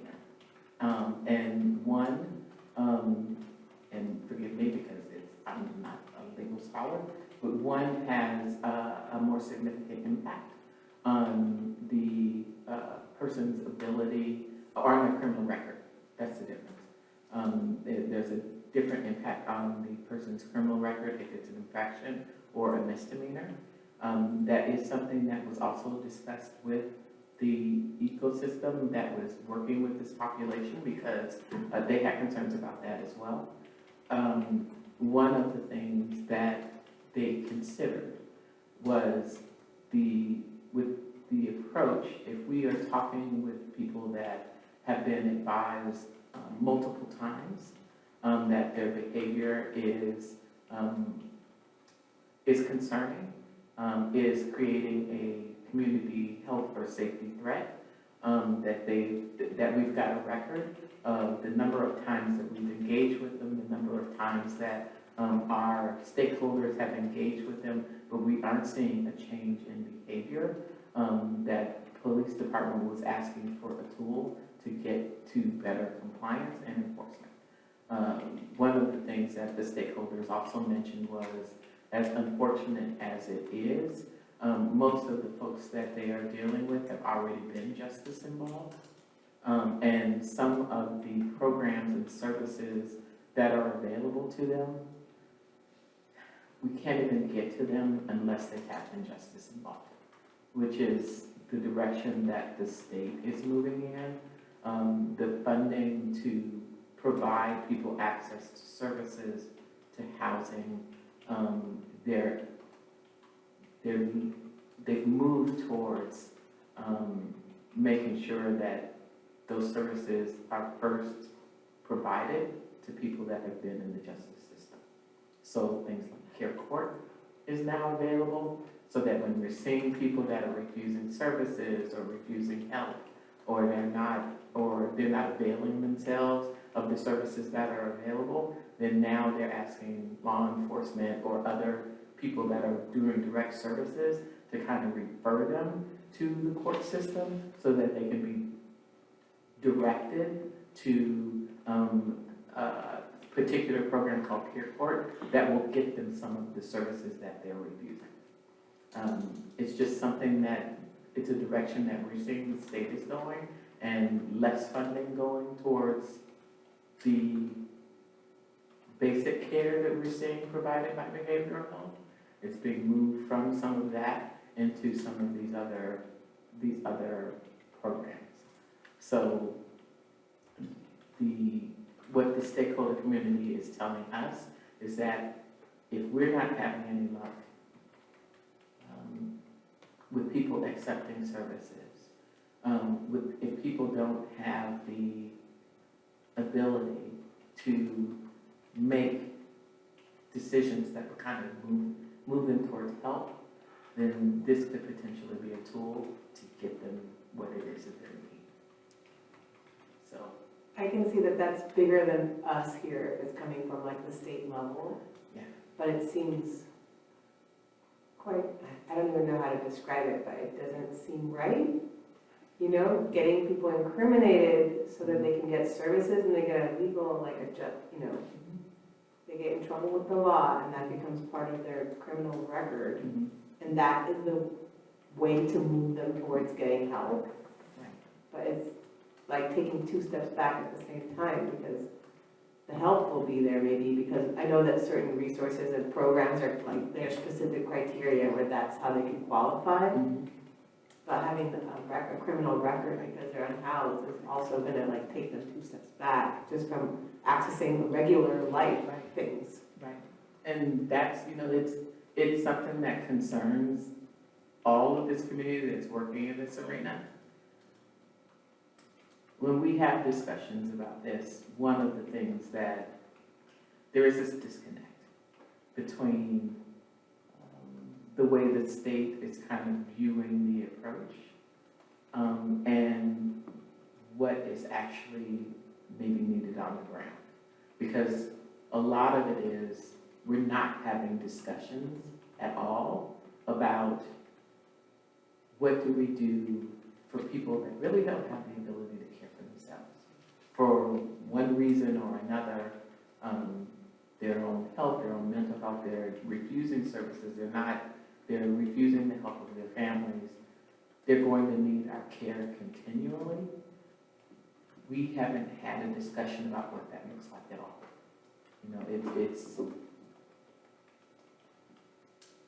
the feds aren't talking about it. The state isn't really talking about it, but the state is saying, the cure is housing, so we're going to funnel our money towards these housing programs. And if to get people into the housing programs, the way to get them towards the services that are the supports, then we believe that, you know, most of the folks that we're seeing over and over have already been in in the justice system. Let's kind of see if we can use that as a way to, I don't even want to say encourage, but really to funnel people towards care, yeah. So it's, right now, it's very complicated. There are disagreements about what should be done and how it should be done.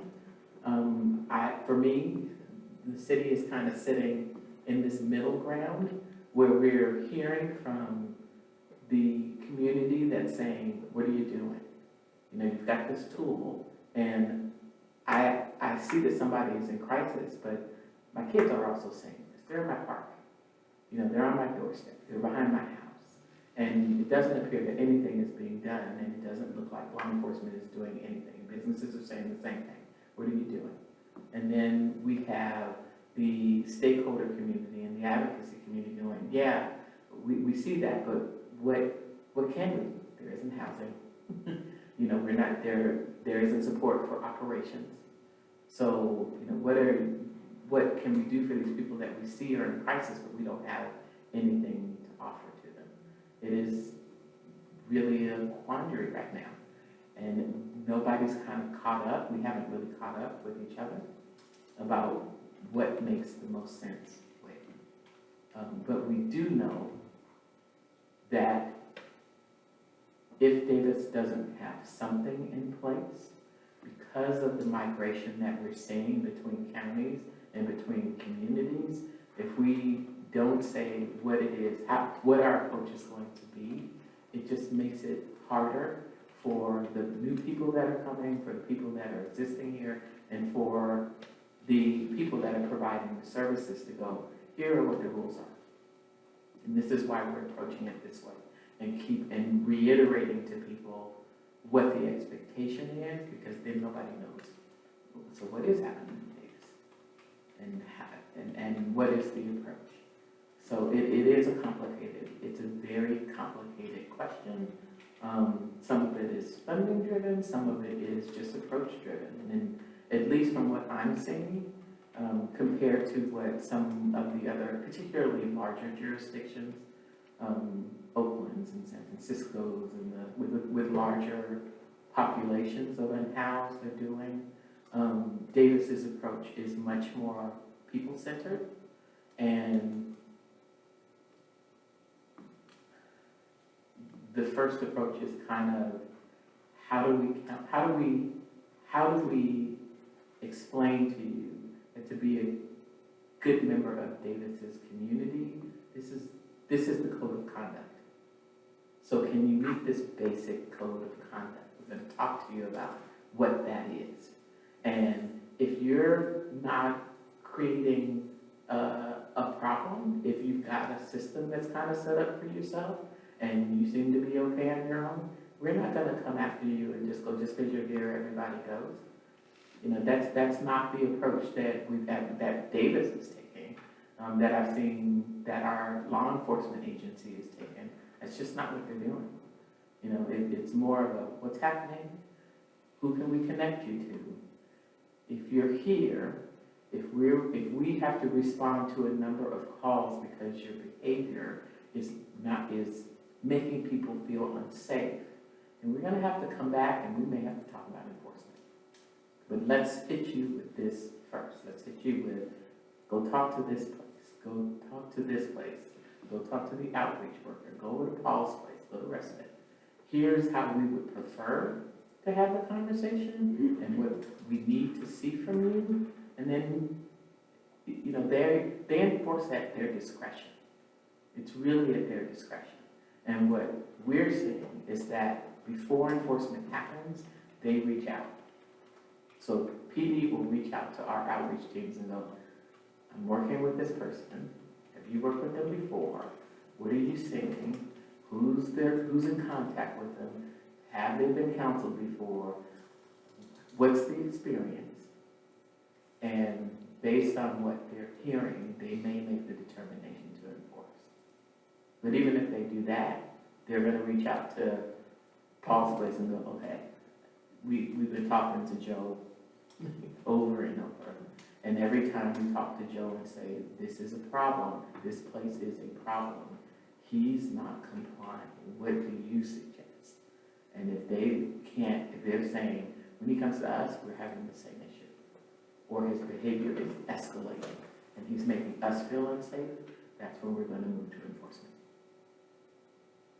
So the ordinance, the way that we saw it was the ordinance is the basic code of conduct and the expectation that the city has for people that are in encampments or camping, what's allowed and what's not.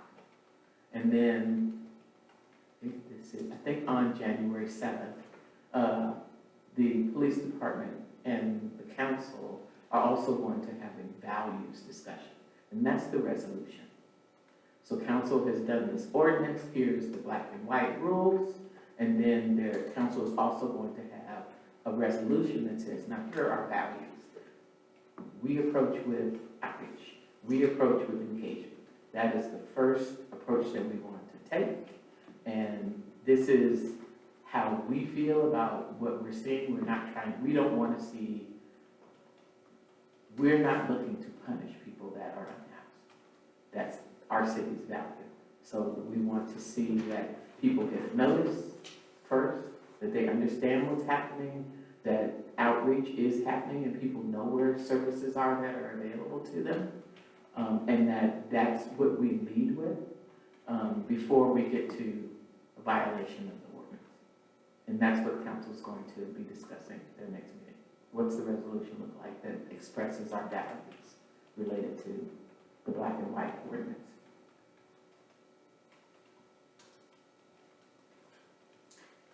Thank you for that, Dana.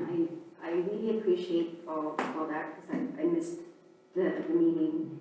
And I do agree that it is much bigger than what I was first thinking of, but I just want to bring it back to the main point, the first initial point that Commissioner Wong Chen has brought up, which is that I feel that this would have been a good conversation for our November meeting. And that's my main thing, is like, I want to just add my voice in saying that this was a missed opportunity for us to discuss. Could we send something to council about that? I understand that this was a council directive, but make a statement along with Judy's statement, maybe we tutor them about that? Or no? And just say, just for the future, just thinking about future, I mean, I understand why they wanted to have a separate meeting and have a discussion, but this is our purview. You know, it's part of our charge, so it would have been helpful to do it twice, to have us look at it first, and then, I mean, otherwise, you know, why are we here? Like, this is, you know, like part of our charge. And you also have a council liaison. Oh, yeah, Right. we have Josh, that is true. So you can always, Oh, that's true. reach out to him and, express that to him. And, that's always something that you can do too. And in addition, it was an opportunity for the public to have that discussion with, With you, with us. directly. So Yeah. it's, there's, it just rings funny. Yeah. I also will say, I mean, I'm not sure what it would have done, because with the amount of opposition that I went to the first special meeting, the amount of opposition that was voiced was overwhelming. And it feels like that decision had already kind of been made anyway. So. I do think that the council does need to look at the optics, though, with having, Alan come earlier. And people need to be heard. So just even if, people just there need to be more opportunities rather than fewer. So that's just the kind of the bottom line. I'd like to add to that, yes, I agree with that, and I agree that people need to be heard. I wanted to highlight one of the comments in this report you shared, was near the end, said the approach and partnership, I'm reading from the report, the approach and partnership with public safety aligns with the best practices suggested by the U.S. Interagency Council on Homelessness. There's a document, like 19 strategies for communities to address encampments humanely and effectively. The first strategy on there was engage encampment residents in efforts to develop solutions. And I feel like that has not, my impression is, from what I've seen, I haven't seen reports of that happening. I know it happens in other parts of the process, and I'm very supportive of the ecosystem and the protocol, but the ordinance I'm very opposed to. When we perceive things or hear things like, services are not being accepted or people are not using services, I think the more natural next step should be, well, why is that? What is the reason people aren't accepting services? Can we have a conversation about that? Similarly, when members of the public are upset with, feeling unsafe, which, people have a right to safety, but people also have a right to exist and have a dry place to sleep. I think that, I think there's many other options that feel like, I don't know, it feels like there's lots of options we can and should be exploring to mediate those kinds of conversations. But I know it takes resources.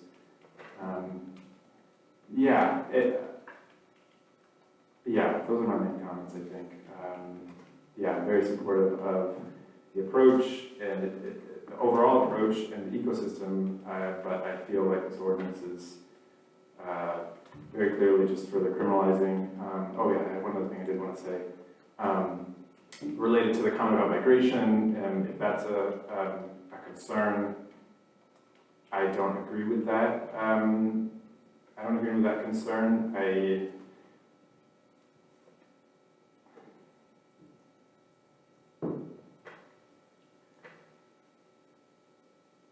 You think about going to a large public library in a big city, and you often see people who are unhoused there, or seem like they're unhoused there, and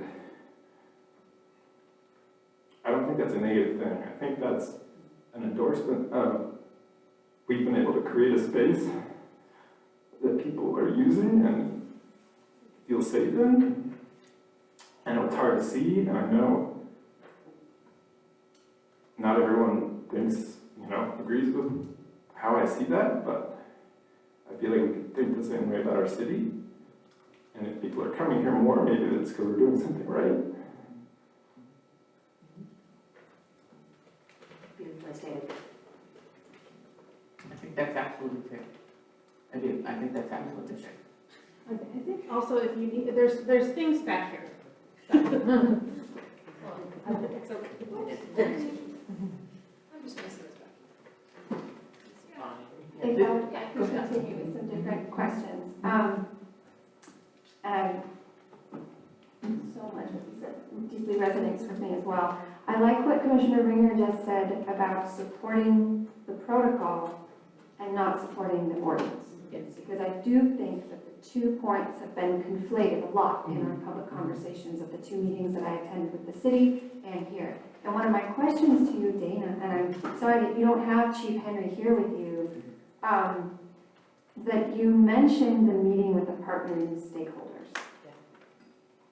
Was it made clear in that meeting that the change in the ordinance was to a misdemeanor? You mentioned an infraction. I just pulled it up. Well, A says any person violating or permitting violation of any provision of this article is guilty of a misdemeanor and shall be punished by a fine or by imprisonment or by both. That's A under penalty, right?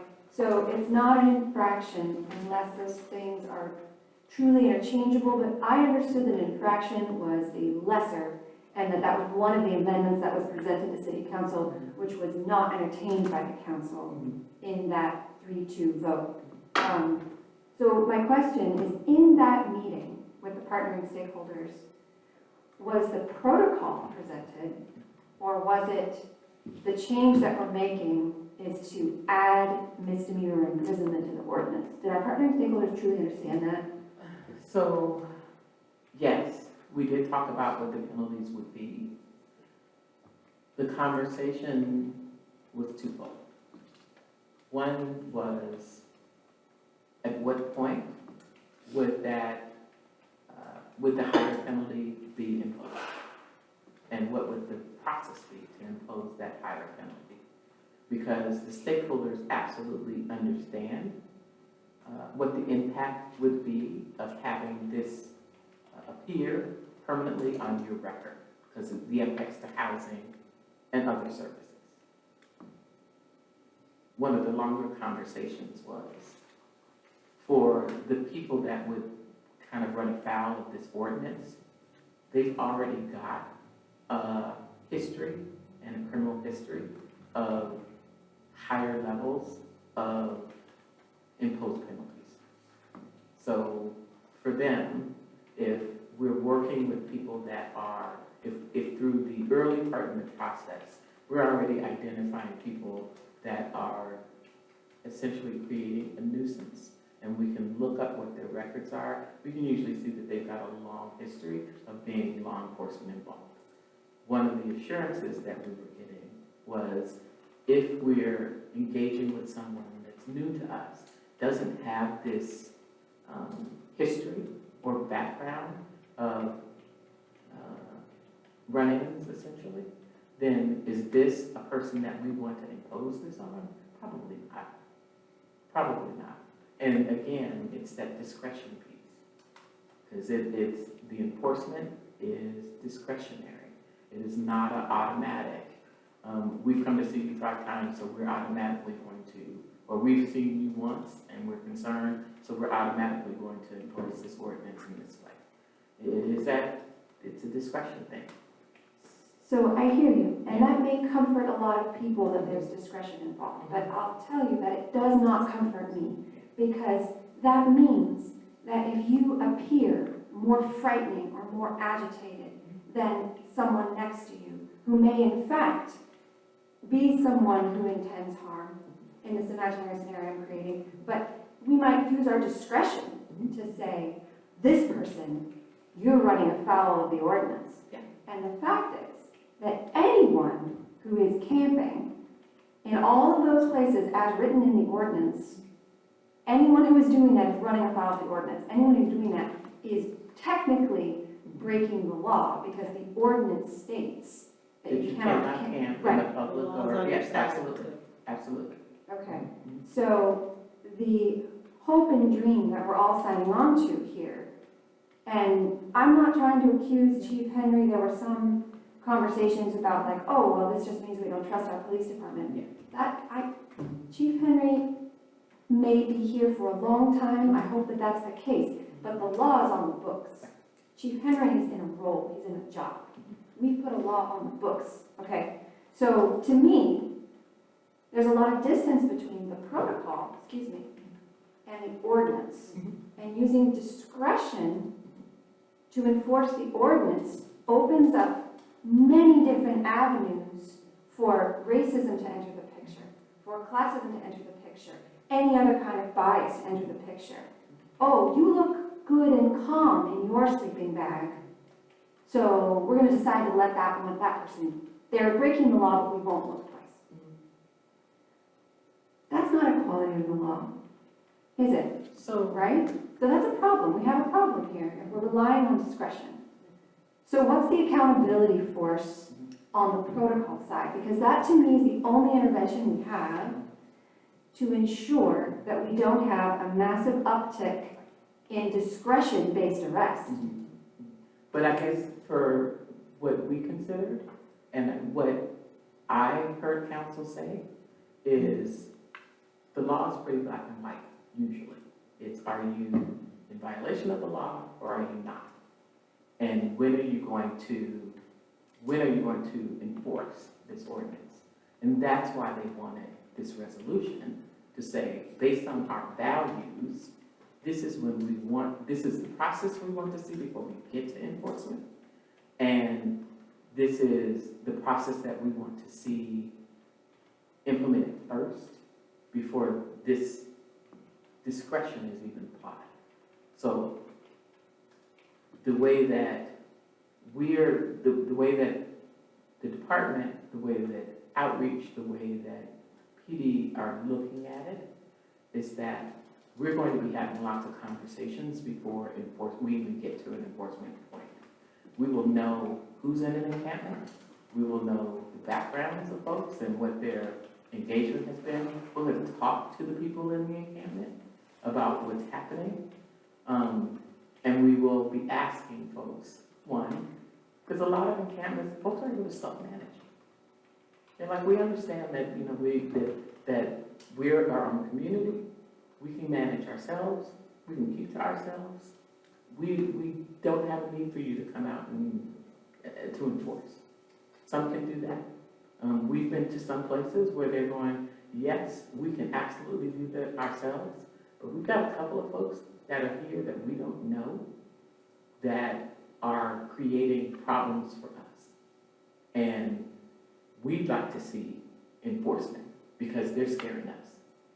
So if we don't have a tool that we can point to, that we can have that conversation with people that are creating these kinds of issues, then nothing changes. There's nothing that we can point to say, we've got something to enforce that legally says, you can't be here. You can't behave in this particular way. And it's because you're creating a health and safety hazard, you've got predatory behavior. Here are the things that we can't allow, and we will have to enforce for it. Before we even get to that point, it's the values-based conversation that we can have through the resolution that says, have you outreach? Tell us about what that outreach is looking like. How many times have you engaged this person before you've even gotten to this point? That we can tell folks because we're having these conversations. And that's the reason that it's a different conversation than what we're seeing in some other jurisdictions. It's, we know that Caltrans is going to sweep, so we're going to be right there to support that because Caltrans says they're going to sweep, so yep, hands off, they sweep. But here we can say, Caltrans has said they'd like to sweep this location, and we can say, hold on a minute, our process is, what's our engagement going to look like first? How are we going to have a team that's going to go out before all of this happens to let people know, this is Caltrans property, they can do what they want on it, but here's how we're going to approach you. And we want you to know what's happening. Here's the 72-hour notice. If your stuff is moved, you have a right to have your stuff stored. You know, here's what's happening. And it's communicating to that community what to expect. And giving them also some agency when they feel as though they themselves are in danger. And that's what we're hearing a lot from some of the folks that we're working with, because they're, again, there are a lot of new behaviors. There are there's a lot of substance abuse that is exacerbating behaviors. There's a lot of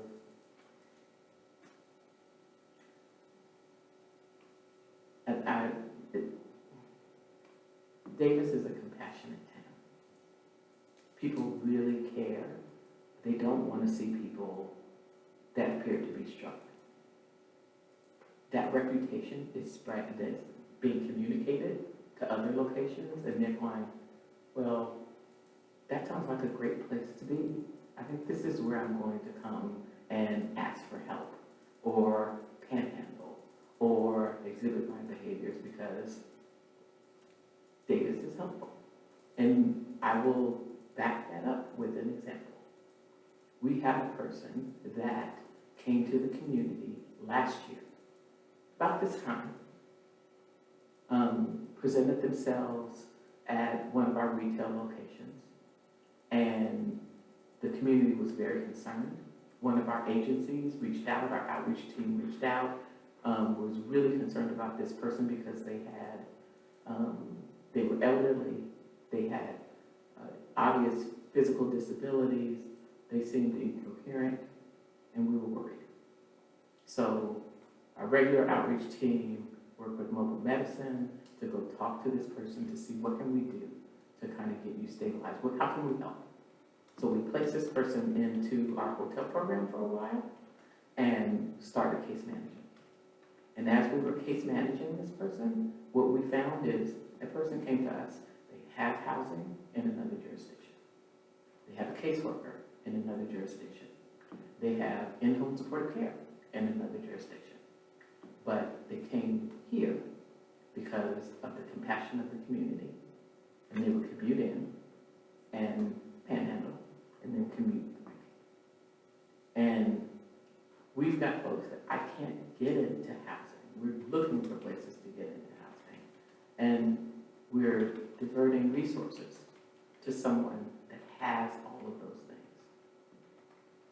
So for us, it really is having the ability to understand who's here, making sure that we're providing the right services in the right level that kind of addresses what the individual needs, and making sure that we're making our resources available in a way that makes sense. So it's a very complicated question, but what we aren't doing is taking a punitive approach that some of our other cities are taking. That's not the approach that we know Davis expects, and that us as providers want to take. So let's, if I may, ask a few more questions about how we can strengthen that ecosystem. Because the fact is that council already voted on this, right? Yes.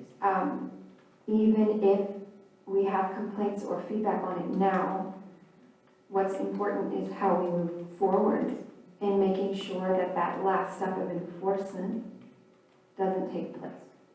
And the best way for us to do this, and I think this is what you were saying, Dana, right, is to expand and strengthen Goal 3 of the Homeless Strategic Plan, the community partners that act as the barrier between that first moment of, well, no, not the barrier, the conduit between that first moment of contact and services. So I would like to make a link to that budget conversation, commissioners, that I'm supposed to have for tomorrow, to say that it should also include monies for the homeless section of the budget. But I don't think it's listed directly under affordable housing. If I recall correctly, that's a separate priority. Even though they are related, they are also separately budgeted.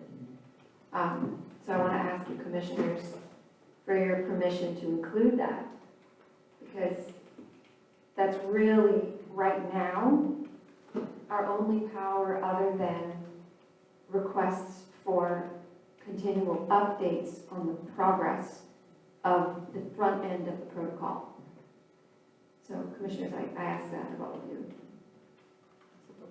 Yeah, I would support that 100%. Same, absolutely. And it seems like, given that it was already voted on, this is like a substantial way to kind of ease that decision into the community and to like helping the community accept that decision, including ourselves. Is there anyone that does not support the additional comment? No? Okay. All right, we look forward to reviewing what you have tomorrow. All right. Do we have any more comments or questions? I think we're at a close for this, for item 7. long-range calendar. So how is CBDG looking at home? Have you dispersed the fund, have you received the funds yet? No? No, we have not. HUD is very behind in its current process. We don't have we haven't received our funding for the 2024-25 budget year yet. And we're not the only ones. So we're having a conversation with them tomorrow about what they're thinking their timelines are looking like. So we can't quite yet come to you with what we're gonna do about 25, 26. And this would usually be the time when we would be having that conversation. So, and we also aren't clear what the new administration plans to do. And that's part of the limbo as well. So we hope to have a clearer picture early next year.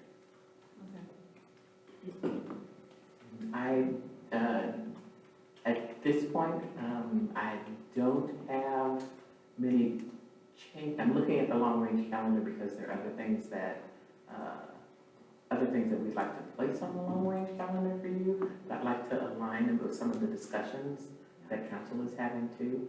So we'll know more after the budget discussion and after the presentations on the 21st. Okay, and the budget discussion is scheduled for the Tomorrow. 21st? Oh, tomorrow? Yeah. What was the 21st? The meeting? That's when we're going to be coming back with ordinances coming back on the 21st. And council has asked that the department come back with an update on what it needs related to homeless services and projects related to homeless services. So. All right, seeing no public commenters, we can move forward. We don't have any liaison report as of yet because we don't have assignments for you yet. So that will be coming as well. We have that going. Tina, I never made the last year, so I don't know if at this point it's still relevant. They were funded, so if you'd like to make a report, it's Meals on Wheels. Yeah. So if you'd like to make a report, I can always schedule it for an upcoming date. Okay. It's up to you. All right, seeing no public commenters. All right, do we have any updates on development projects?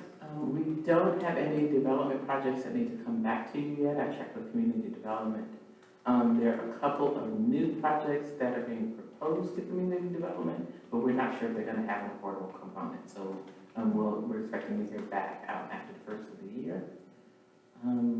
For a social services and housing update, I was informed that the Police Accountability Commission is asking for a joint meeting. Oh, really?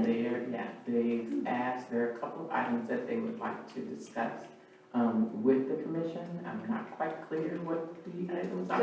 So can we have a heads up on what the items are? Yeah, I will find out. So what can I those talk are. to Dylan about that? Yes, absolutely. So, but I know I've been asked to let you know that that will probably be coming before you, that they're interested in a joint meeting to have some items that they can tackle together. So. And other than that, just so this body knows, Winter Shelter opened on December 2nd. So the Winter Shelter is now operational. We've got the 2 locations.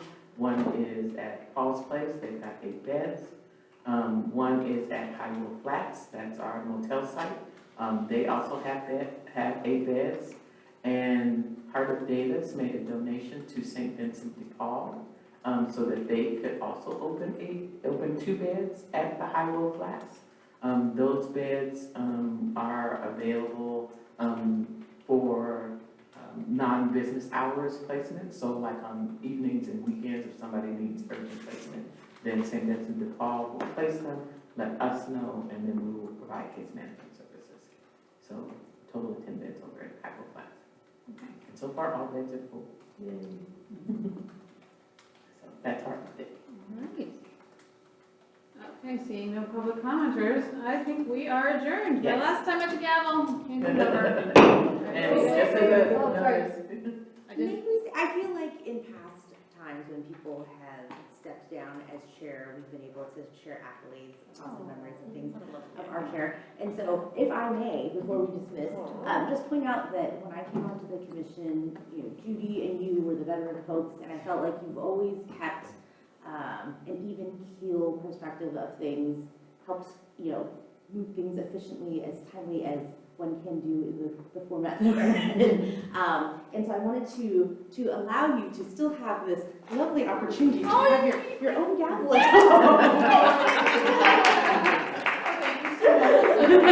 Gavel is the best part. you are not allowed to Thank use you it so on much. your Oh, that's children. so sweet. Aww, we use this at That home. looks real. It is real. Look at it. That looks like. Thank you guys so much. I really enjoyed it. Like, I joined in the middle of COVID. So we were online and it was a wild ride.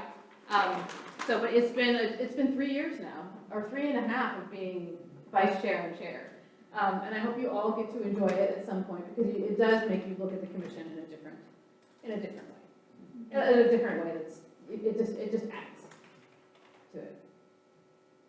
But thank you so much, you guys. I appreciate it. I'm still here. I'll be here. Yeah, don't I'll be worry. sitting on the end. All right. And just to notice, don't forget, next month, Oh, yeah, we're on. the meeting would usually fall on the 20th, which is a holiday, Martin King Day. So we'll be meeting the next week. I can't meet in council chambers, we've been bumped. So we are going to be at the senior center. So I'll Okay. remind everybody. Remind everyone. Yeah, I'll send out a reminder before, I want everyone to know. Thank you. Thank you, David. Nice. James, sorry, Rachel, I've been through a lot of chairs.